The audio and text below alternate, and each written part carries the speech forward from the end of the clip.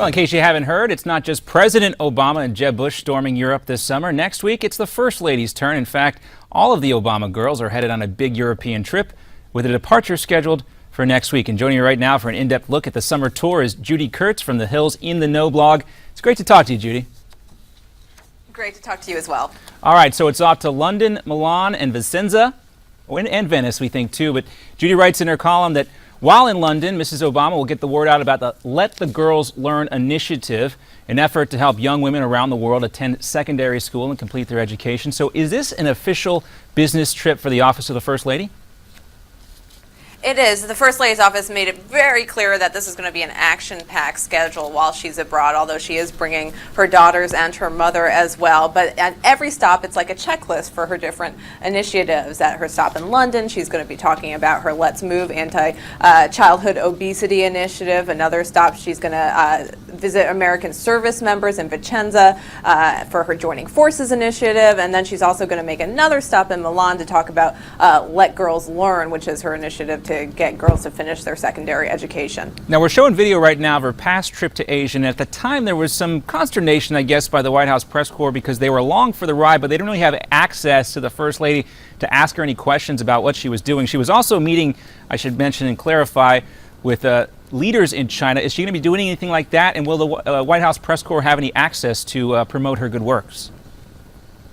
It's our understanding that there are going to be very public events that she's going to be at while she's overseas. Of course, the White House hasn't issued any guidance on exactly where and when she's going to be at these different locations. Access is always a problem in any White House.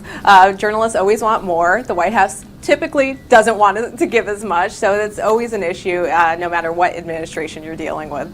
Yeah, that does seem to be the case, especially, I should say, with this administration, maybe even more than the last one. But let's move on and also talk about Mrs. Obama's European vacation, perhaps providing a little breathing room for the president to sneak some cigarettes, perhaps on the Truman balcony. Yesterday, White House Press Secretary Josh Earnest told the world that no, that was not a pack of smokes in the commander-in-chief's hands while he was in Germany. But Judy, this is not the first time the president has almost been caught smoking. You wrote back in November that, quote, Obama invited Billy Joel, the musician, to have a smoke with him at the White House. Whatever came of that story? Well, as they say, where there's smoke, there's fire. We broke the story, as you mentioned, back a few months ago. Billy Joel, our source told us, Billy Joel told him that he shared a smoke at the White House with the president a few years ago when he was visiting Obama. Billy Joel later denied our source's account, and of course Josh Earnest this time is saying that that wasn't a pack of cigarettes in President Obama's hand in that photo that was circulated by Italian Prime Minister's spokesman. But I think it's pretty weak denial. You know, they didn't say what it was. I don't think the president was offering the Prime Minister a Tic Tac. You know, they're on a balcony, so you know you can draw your own conclusions. Yeah, and I hate to be, show my own bias here, but Italians are known to have, I guess, a pretty hefty smoking rate. And, if he's going to share the balcony with Renzi there from Italy, we hear the president sharing a balcony with a musician in the past. Maybe this is his thing. And what do you think it says, though, that that denial from Josh Earnest was so weak?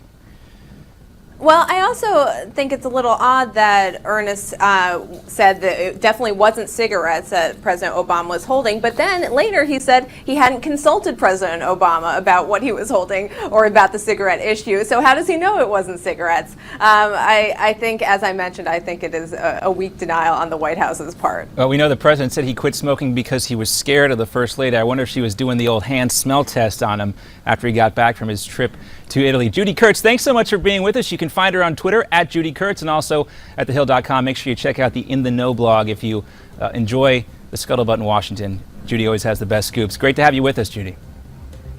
Thanks so much. All right, coming up, our roundtable discussion is next.